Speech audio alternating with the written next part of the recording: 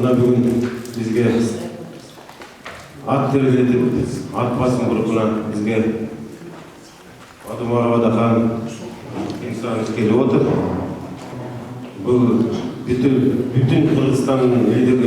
Қырғызстан партиясының төрағасы. Екіншіден мына біздің жанымызда Павлодар облысының ассамблеясының төрайымы Айнұр Мақсатқызы. Мына енді біздің ассамблеяға келіп, мына сіздермен танысайын деп Кемсенбаевич келіп отыр. Мына біздің қоғам 2008 жылдан ашылғанбыз, осы Қырғыздың орталығын ашқанымызға. Осында мына жұмыс істеп келеміз, осы жерде. Мына 2008-ден бері осы жастар жұмыс істеп, қалада, областың мероприятияларында қолдап жүрген жігіттер, қыздар. Мына бүгін енді сіздің келгенде өте қуаныштымыз. Енді сізге өзіңіз бір тілегіңізді айтып, осы жігіттермен сөйлесемін деп отырсыздар, сонымен. Рахмат. Birinci кезекте артта келгендерге қазір ассалауму алейкум деп дағы бір жолы амандашып алып, алыстан келіп отырмыз. Біріншіден, екіншіден сіздерді көргеннен қуаныштамын. Мен дейміз, бірінші кезекте мына сіздердің ушундай ынтымақта ойышылып, бір билеп, бір тілек болып, бір бағытта жүріп атқаныңыздар үшін. Алыста жүрсеңіздер дағы көкірегіңізде біздің керемет деп қастарлап, қандайдыр бір арқандай жамандықтардан жаратқан Аллах өзі сақтасын деп дуа қылып жүрген керемет жеріміз, керемет еліміз бар. Ошол Қырғызстан деп соққан жүрегіміз бар. Ошол Қырғызстандағы болып жатқан оқиғаларға қайдыгер болбой, біз кімбіз, біз қандай болушымыз керек деген сұраулардың үстінде иштеп жатқаныңыздар үшін разышылық білдіремін. Мен ушул жердегі қырғыз диаспорасын қоғамын башқарып отырған мына өзіміздің Болот деген ағамыз бар екен. Бұл кишinin Павлодарға келгеніне 43 жыл болды. Жердік болып қалыпты. Бұл жерде бірінші менімен амандашып сөйлегенде бұл кишinin қырғыз екенін білмей қалдым. Себебі қазақша сауып тұр ғой бұл жерде. Естейміз. Мұны қуануменен айтам, себебі қырғыз менен қазақтың ортасының жаратқан Аллах қана бөлмесе, башқа бір пенде бөле алмайды. Бұл қырғыз менен қазақтың ушунчалык жақындығы, ушунчалык бір жан, бір қан екендігі, бір сабақтың дан екендігі. Өйдеді ылдыйда жөлөп болып тұрған екі қалып, бұл керемет нәрсе. Бұл ушунчалык таттуулук, бұл ушунчалык жақындық. Бүтүндөй ааламды кезип кыдырсаңар, қырғыз менен қазақтай боордош, бири-бирине ушунчалык жақын елді таппайсыңар. Мына ошол Болот агабыз дагы bir çeти ақсақал екен, bir çeти жергиликтүү ошол қазақ мамлекетинин жараны катарында өзүбүздүн бүтүндөй борбордук Азия эмес, Евразиянын көз жашыбыздай болгон мөлтүрөгөн касиеттүү ысык көлүбүздүн жигити экен. Биз таанышып, бираз аңгемелешкенге жетиштик. Абдан ичимден ыраазы болуп, жылуулук сезим пайда болуп, могул жердеги биздин Қырғыз қоғамының төрағасы болып отырғандығына, баарыбыздың башымыздың бириктирип отырғандығына терең ыраазычылык билдирип, рахмат айткым келет. Қазақ жергесине, қазақ мамлекетине мондай кылып Аксарайын берип, ошондой бир улуттардын баарын башын кошкон кең даладагы бир керемет Аксарайга ушундай залга, жыйынга уруксат берип эле койбой, мына биздин алдыбызда Айнур өзүнүн катышып отургандыгы бул дагы бир жолу далилдейт. Биз канчалык деңгээлде ушундай бир жакындыгыбызды, тугушкандык сезимибизди мен сизге ыраазычылык билдирем. Бүтүндөй Павлодар шаарынын, Павлодар областынын жетекчилигине ыраазычылык билдирем. Себеп барып эле каккалаган эшиктин баары ачыла бербейт. Мына ушундай болуп биздин азаматтар bir жыйын өткөрсөк дегендей сунушун айткан экен. Биздин эшигибиз ачык. Бизде келип өткөрүңүздөр деп отурган. Бул жүрөктүн жылуулугуна Айнур айым дагы бир жолу ыраазычылык билдирем, рахмат айтам. Өсө берсин, өркүндөй берсин. Нурсултан Абишевич менен биз көп жолу чогуу отурганбыз, көп жолу сүйлөшкөнбүз, ар кандай аңгемелер болгон. Ошондо айткан, Ondan beri 15 yıl başta buyursa 2020 жылға Қазақстан dünyadagi өнүккөн 30 мамлекеттин бири болот деп. Көп скептиктер ага көп ишене берген эмес. Ошондо мен айттым эле бир каалоомду айтып койчу Адахан дегенде туруп жаш кез, курч кез дегенде айттым эле. Нурсултан Абишевич абдан дурус туура айттыңыз. Дүйнөнүн өнүккөн 30 мамлекетинин биринде 30-чу Казакстан турган болсо, 29-чу Кыргызстан болсун, сиз экөөбүз аркалашып жүрбөсөк болбойт. Bir kuştun kanatı Kırgız, bir kuştun kanatı Kazak деп айтат. Bir kanatı менен уча турган болбойт. Bir kanatı менен уча турган kuş болбойт. Ошон үчүн эки канаты тең табыр болсун да, канаттарыбыз тең кагып, бар бийиктиктерден басыбыз бир көрүнсүн дегенде, ордунан туруп азаматтык барекелде. Мына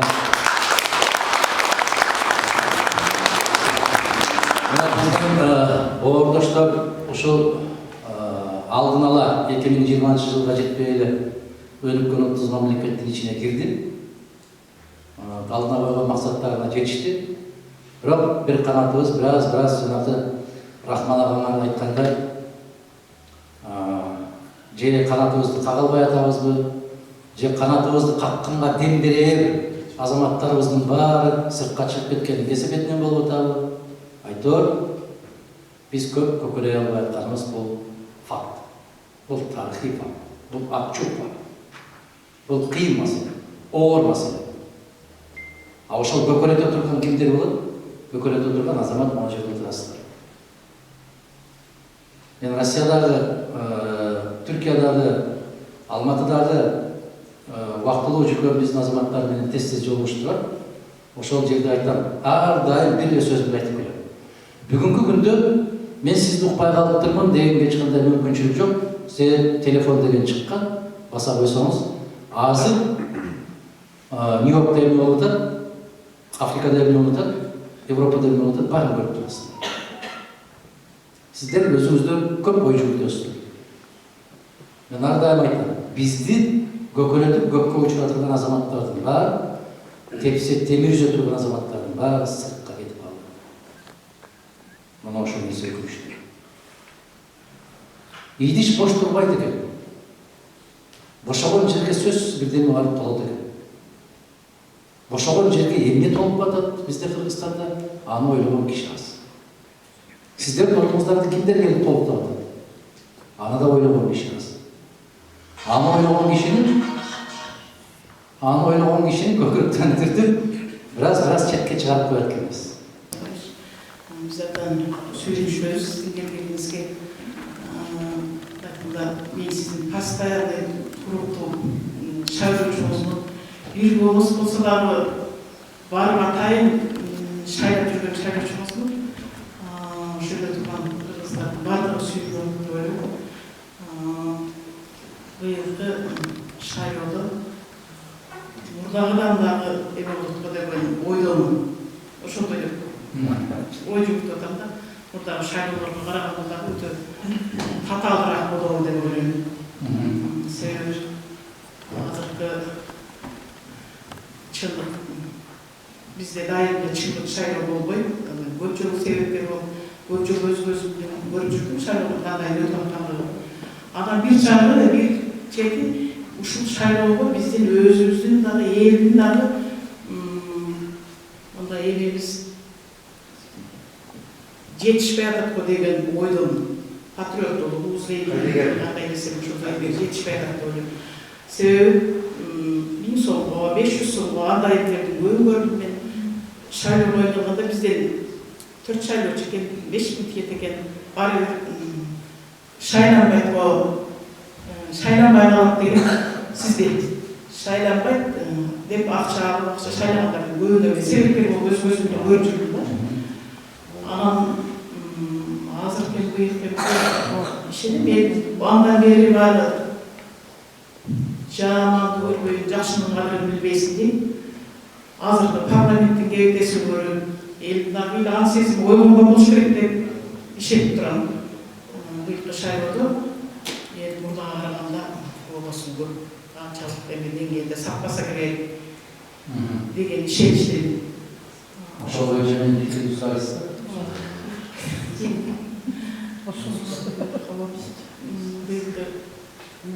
Шартаған екіншіден шу 120 депутаттың азайту бойынша көптері сөз болбай жатады да, берекс топтарда, жиындарда. Шу 120 депутатта көп түп құлағы деген ойдамын біздің Қырғызстан үшін. Экөөбүз бирдей ой кетебиз.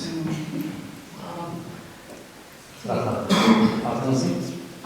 Алтынай. Биздин партиянын программасында дагы 75 депутаттан туруусу керек деп атады. Бир.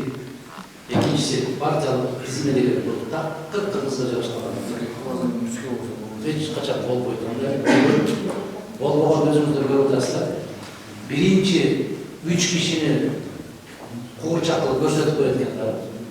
Артына калгандар булар биринчиден. Экинчиден эч бир киши өзүнүн депутатын шайлабайт, партияга шайлайт. Партиялык хизмет деген бизге жарашпайт деп, бул система бизге жарашпайт деп кыйкырып чыкканда баары четинен тепкилеп атты. Павлодардан 1-2 телеграмма барып өзү жакшы болду деп биз модумарты колдойбуз деп. Чыкарып бердим. Ушундай парламенттик системага ойдотабыз дегенде дагы такыр чыкпай койдук. Эгер де биз кайдыгер болгон болсок, биз үчүн эч нерсе жасап бербейт. Кээ бир жаштардан уктап, мен шайлоого барбай койдум дейт. Эмне десем баары бир. Сен баары бир деп аткандан кийин баары бир. Мен дайым айтам, эгер де 41-жылкы согушта немис баары бир көп да, баары алар келет да, баары алар жеңет да деп олтурбаса эмне болот? Эмне болот? Германия бүтүндөй өлкөлөрдүн, дүйнөнүн, Европанын баарын басып келет да. Жигиттер. Мен микрофон менен жетишпей калып атам. Бир аз тынчылап коелу. Бир гана мисал айтып берейинчи, кайдыгерлик, мына жерден алтын айым сүйүп атканда, жигиттер айтат, кайдыгерлик деп. Биздин кендирибизди кескен мүнөзүбүз бул тогут постук менен кайдыгерлик. Мына Түркияда 80 миллион халкы бар. 53-56 миллион шайлоочусу бар. 53 миллион шайлоочу ар бир көкүрөгү менен эстесет, көкүрөгү менен барат. Ал түрк. Ал өз тагдырын өзү чечет. Германияда 5 миллионго жакын түрк бар. Голландияда миллионго жакын түрк бар. Шайлоо Түркияда болуп атканда самолеттор ошолорду ташып жүргүзөт. Билеттерин алдынан сатып алып, учуп барышат. Аларда бир сөз бар. Шайлоого катыштыңбы? Жок. Демек, Түркияга дагы сенин керегиң жок. Мына улут, мына эл, мына мамлекет. Биз кыргыздар кандайбыз? Эртеңмен туруп, кардан ачып, жаңбыр жаап атканда жаба коюп, кайра көрпөнү ачып келип кетет. Тогут пост биз. Биз өзүбүздүн жаныбызды кыйып атса дагы кынк этип койбогон болобуз. Биз эгер кайдыгер болсок, биз тогутпосок, сиз айтасыздар, депутаттардын деңгээлин көрүп атабыз. Ал депутаттарды Казакстанда, Тажикстанда, Өзбекстанда, Кытайдан келип шайлап берип аткан жок. Аны биз көтөрүп атабыз. Бийлик начар дейбиз. Бийлик бул коомдун күзгүсү болот. Мен дайым айтам, эртең менен туруп терезеде карасаңыз, терезенин бер жагындагы айнекти карасаңыз, айнектин бер жагындагы күзгүнүн алдында бер жагындагы сиз күзгүдөн көрүнүп турган бийлик. Сиз кандай болсоңуз, бийлик ошондой. Башка эч өзгөрүү болбойт. Разатов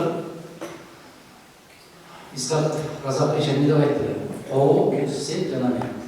Мен таза болсом, сен таза болсоң, коом таза болот. Анан ошондуктан биз өзүбүз тазабыз. Кызын детсадка бериш үчүн 15 000 сурады, сомго. Эми ошондо биз ушул жакта биз 20 жылдан ашып турабыз, биздин балдар бесплатный барат. Положено 3 жашка чыкты, менин гражданством жок, вид на жительство. И биздин жаныбызда тажиктер бар, даже вид на жительство жок. Алардын балдары деле бесплатный барат. Сурабайт 5 теңге. Даже бир нерсе день рождения андай-мындайына бир нерсе берсек, аны алышпайт. Биз ушул жерде отурган бардыгыбыз балдар эртең силердин келечегиңер болуш керек. Добуш бериш керек. Себеби Кыргызстан эмнеге алып баратат ушул нерсени? Ушул нерсени ойлош керек, чындап? Атыңыз кимdir? Арзака. Арзака.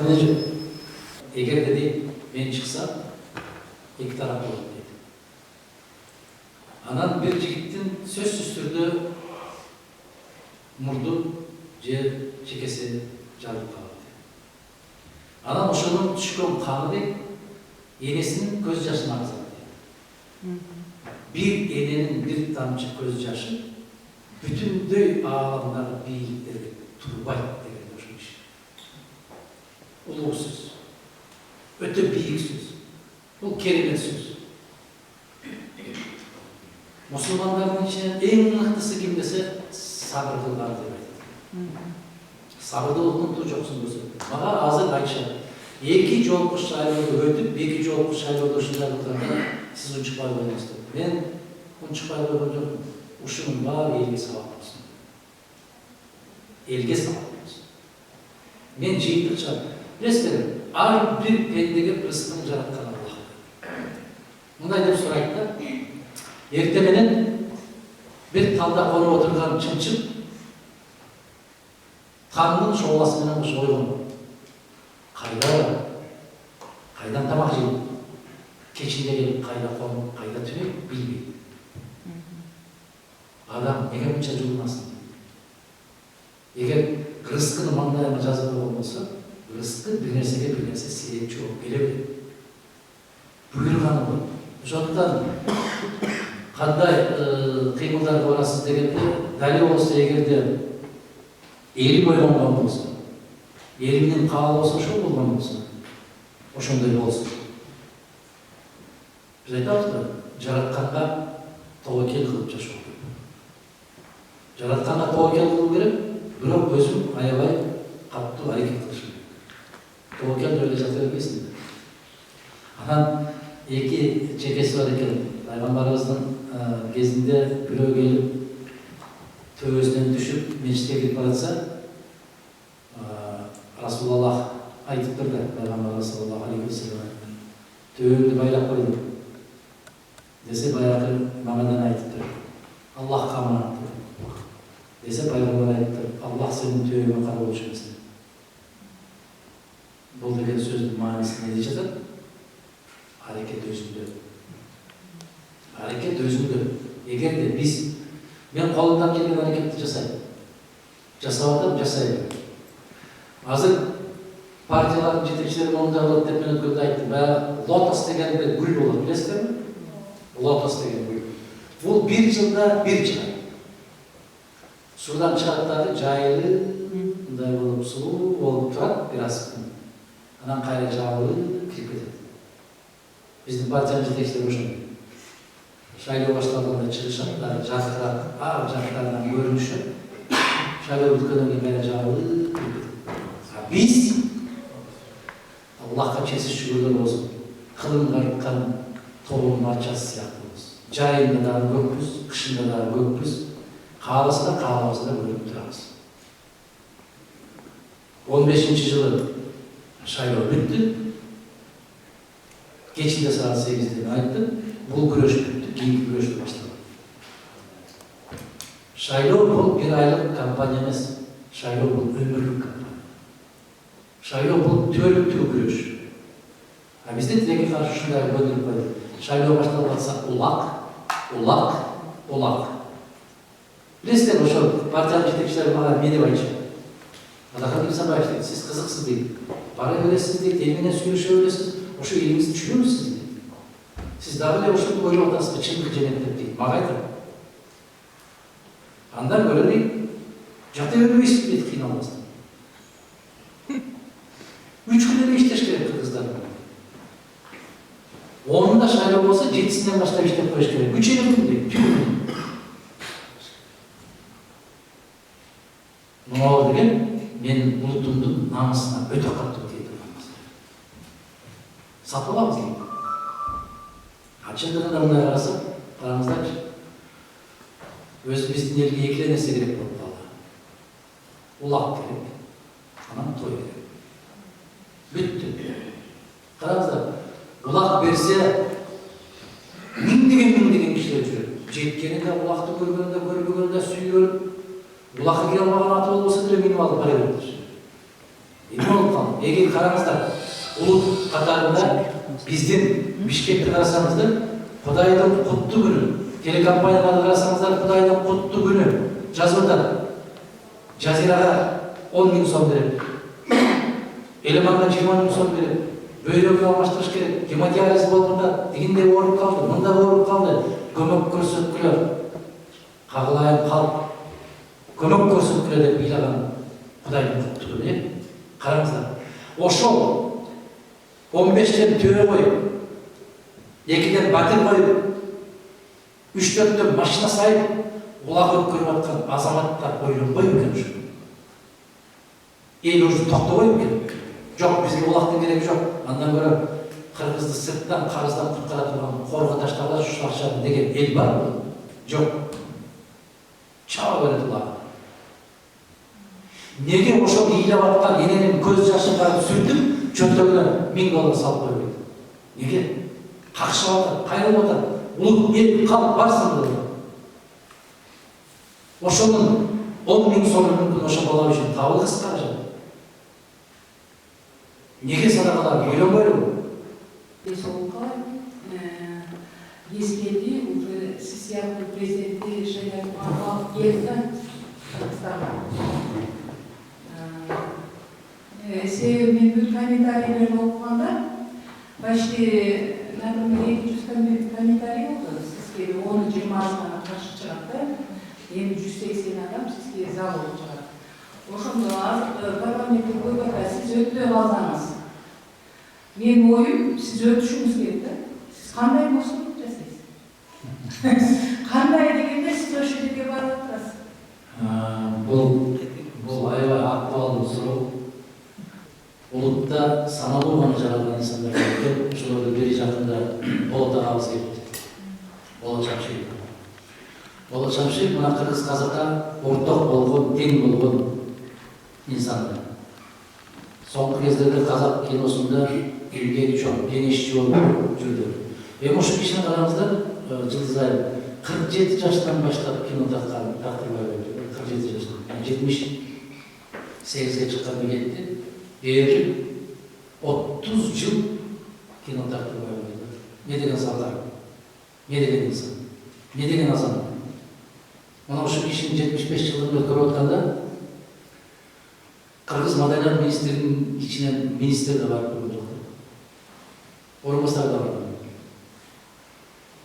Алтоо кинотеатрында өттү. Ошондо казак киносунун төрагасы бар, мындай деген сөз айтты. Букеле, биз Агайлимде 9-орунда турат жерибиз бар. Казакстан аймагы боюнча дүйнөдө 9-орунда турат. Жердин чоңдугу боюнча. Алемде мунай боюнча момунча запасы бар мамлекетибиз бар. Газ боюнча ушундай мамлекетибизде. Бүкүл алем тааныган эл басымыз бар, Нурсултан Назарбаев деген. Ушундай элибиз бар. Бирок буке бизде бир букебиз жок.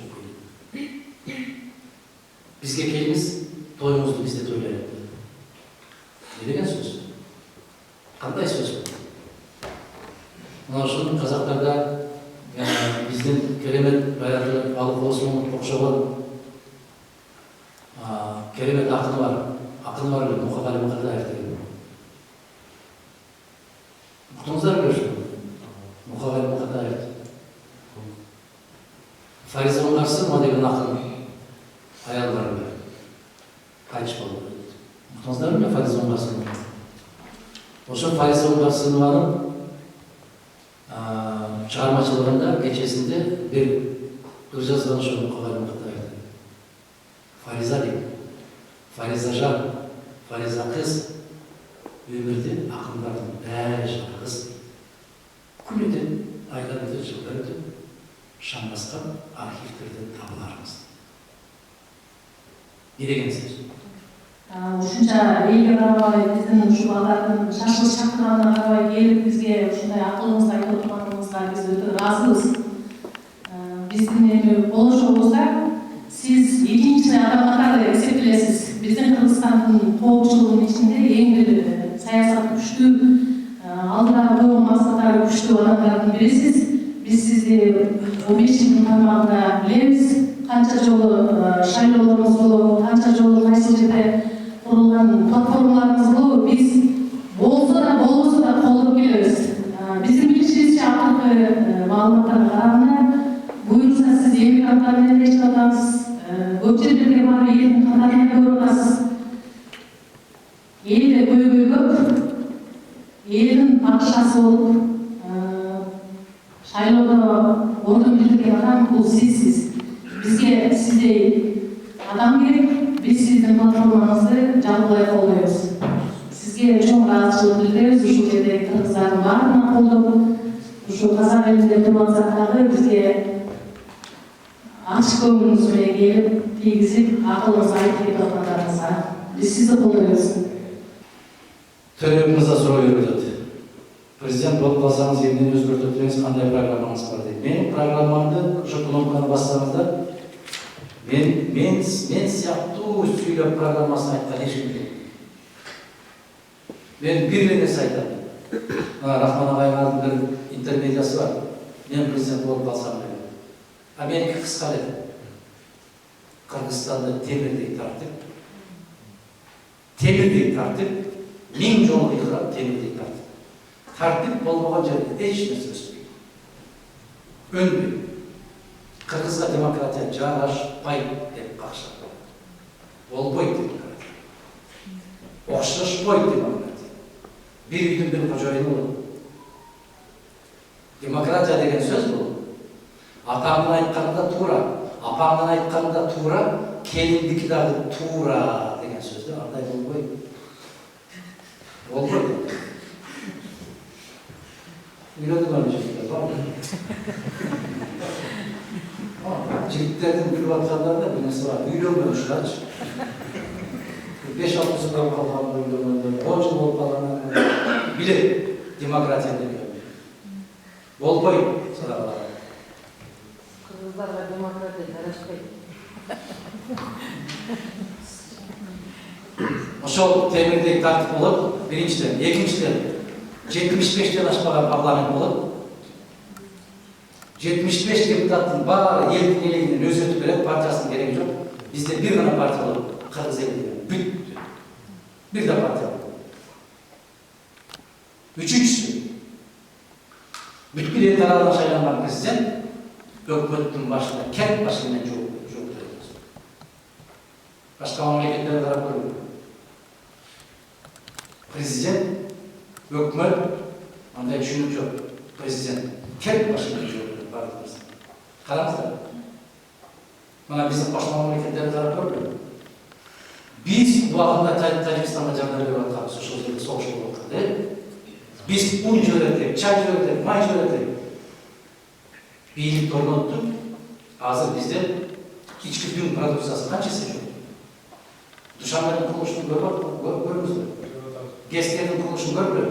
Сантуда 1, Сантуда 2 куруп атат.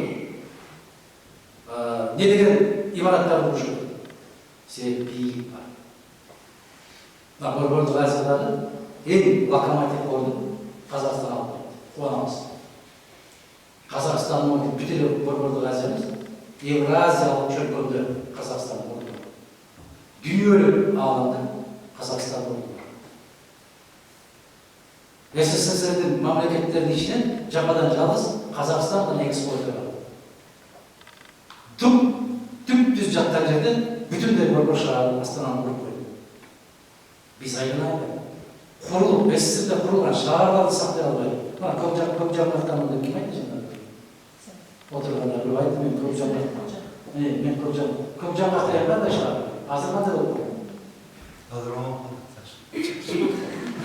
Қырғызға дайым ошақпен алып қалады.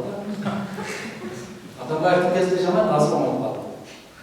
Ракеттің кезінде жатаған, азыр бір оңалып қалды. Шутып жашады, шутып жауап беріп қалды.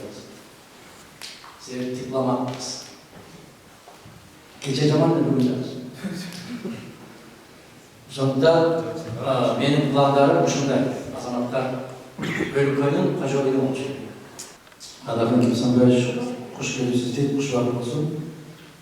Президентке канун койгон программа менен кыскача дейт рахмат айтты. Мындан ашык программа болбойт. Мен партиялаштарым сындап келди. Bir aylık vaatlasam aytar, bizge hak kur beresi deyip, yok deyip. Bizge balabakça kur beresi deyip, yok deyip. Bizden göçüne şahı döktürüp beresi deyip, yok. Siz şunday deyibilseniz kim şahit edersiniz deyip, ova deyip koyabilirsiniz deyip, ben aytam, kiyin kalkıp cevap veremem. Dese beçikleri cevap vermeyecek deyip, hangi öz için cevap verelim? Akredette öz için. Men жалған айтып, жалған уада беріп, көкірегімнен таққан депутаттық мандатым жергілікті жаман айтылмайды. Мен боламын, же болбайды деп айтамын. Қарап көреміз. Айтып өтішті кейлер. Мен айлықты бұлар 24 мың қылса, мен 25 мың беремін. Маған шен беремін. Алдыңдасы бар ма? Пенсияны 11 мың қылса, мен 12 мың беремін. Базардағы дәл шығар. Aman bollar. Ошон үчүн ар бир эл өзүнө жараша бейикти тандап алат. Жараткан Аллах Таала айтты. Ар бир элдин бейигине жараша падыша беребиз дейт. Бейигине жараша. Байкап. Эгер дейт бузулган коомго залым падыша берип, ал аркылуу жазалайбыз дейт. Ана карап көрүңүз. Өткөн жылы Hoca Ahmet Yasavi'nin Kerimet kitabı çıktı. Kırgızca. Eğer kollarına teyip basmışım okusana, elegeysiz çok bilim ağızda. Men okupay, oşol kitabı okusanızlar, okumuş buradayım Kerimet dünyaya giresizler. Oşonda biz soru veremizler, emin için biz uşunday yaşamatağımız degen soru cevaptı. Hoca Ahmet Yasavi'nin yaşaranı kaça oldu? 1000 yıldan aştı. Bular Yusuf Balasarı benim zamandaşlar bir vakti yaşadık azamlıklar. Yusuf Balasarı'nın kitabını kim okudu? Ben şu hiç kaçan bir beyinleri hiç kaçan. Bir kitabı okuduğuna biliyorsun. Bir beyinleri geldi. Bozundan çıkıp etti hiç kimse. Sıra var da. Adaхан Кимсанбаев, мына сізге чоң рахмат. Аз болса көңілдеп келіп отырасыз. Мынау біздің мынау жерге келіп отырған біздің туғандар бардығы сізді жүрегі сол. Ушулар бардығы сізді шайлайбыз дейт. Біздің үмітіміз сіз. Құда қаласа сіз айтсаңыз, бар десеңіз Қырғызстанға бара тұрған жігіттер, Қырғызстанға бара тұрған келіндер. Жоқ, жігіттерім бар. Құда қаласа. Мына шу сіз деген адамдар шу жерге келіп отырған. Sizlerge de rahmet, kuyumların, altınların, bu da kalırsa matematikte koldayız.